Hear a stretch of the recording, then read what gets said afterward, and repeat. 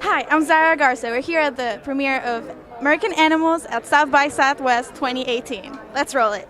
Bart Layton's American Animals tells the true story of a group of university students who were searching for a sense of identity and decide to execute a robbery. Thank you. Considering that this is your first narrative feature film, what did you learn that helped you grow as a director? Wow, well, that's a great question. I mean, it's sort of everything in a way. My background is in documentaries, and actually, I think, with docs, you're trying to capture the truth as it happens, and with narrative, I mean, I actually would argue that docs are narrative films as well, but with scripted films, you're still trying to capture the truth, but you're sort of manufacturing it in a way. It's written rather than you're just observing it.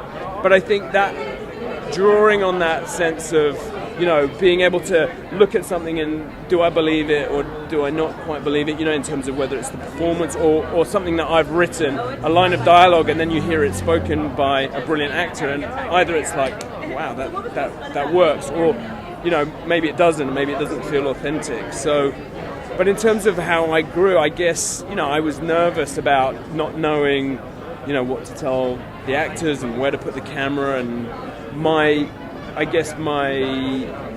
reaction to that was just to prepare obsessively so that you have a really good plan of meticulously, and I would storyboard everything, and I would go over and over the script and write it and rewrite it until you feel like your plan is so solid that when you show up on the day and these guys show up and do their incredible thing, that you can throw away your plan in favor of something more spontaneous or more truthful that just happens to show up on the day, if that makes sense. So I guess it's like prepare, have a plan, and then throw the plan away when something better shows up. What makes you different from your character from the film?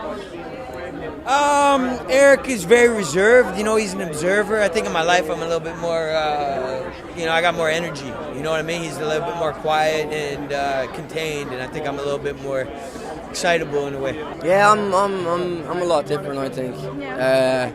We come from completely different backgrounds, so it was a challenge for me to play this part. I think we do relate in some ways. He's an artist, and I'm obviously an actor. It's an art form, so.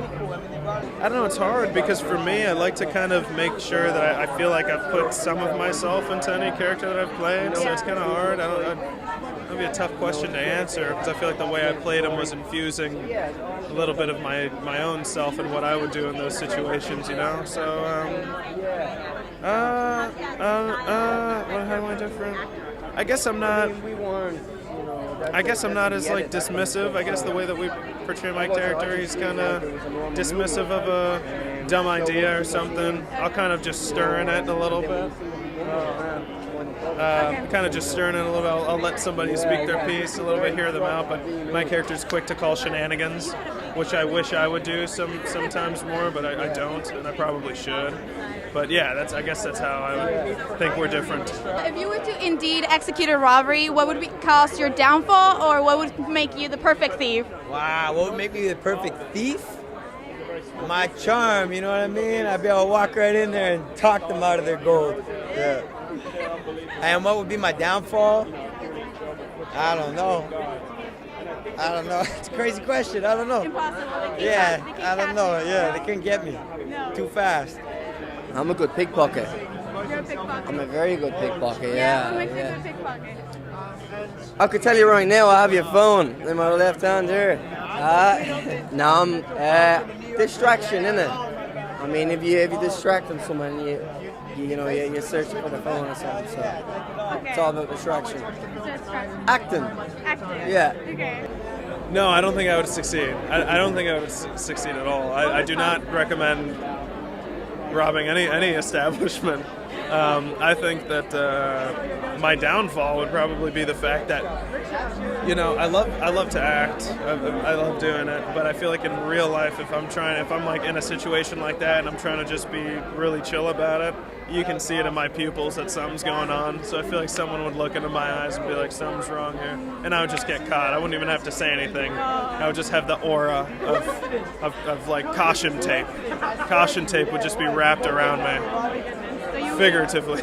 As our viewers are mostly university students, what message would you like for them to take from the film besides possibly not executing a robbery? Don't steal nothing, you know what I mean? I think I would just appreciate the film, you know what I mean? This is a different film. I really think we made something that's like, should be looked, I hope people look back on this film, you know, like we worked our asses off on it, and I just hope they appreciate the art that we did, you know?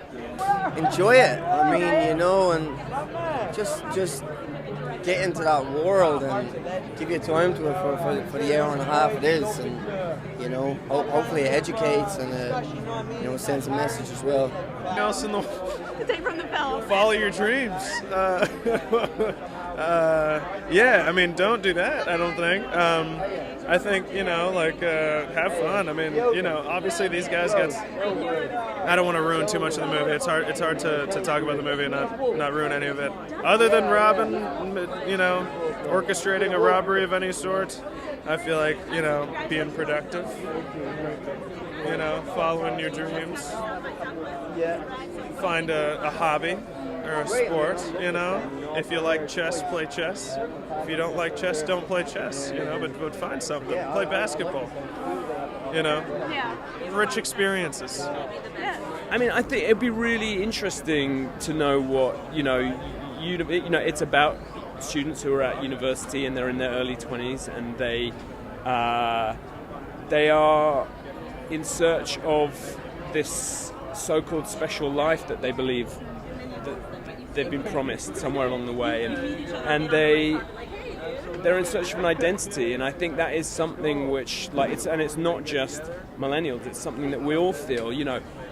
And now we live in a culture where there's a lot of pressure to be interesting and to be remarkable and to be famous and to be, you know, and there's a metric, you know, how many people follow you on knows social what, media. or it's social, you know, and that is the way, and we're getting into a thing where that's how you judge your importance in the world, and that's really twisted. And so that was one of the themes of the film, and what these guys do in committing the crime is part of the motivation for that is to have a story to tell, to be special, to be interesting. And so I guess it's a cautionary tale. The moral of the story is very clear, and I won't give it away. Any more advice as like film majors of your team? Stay unique.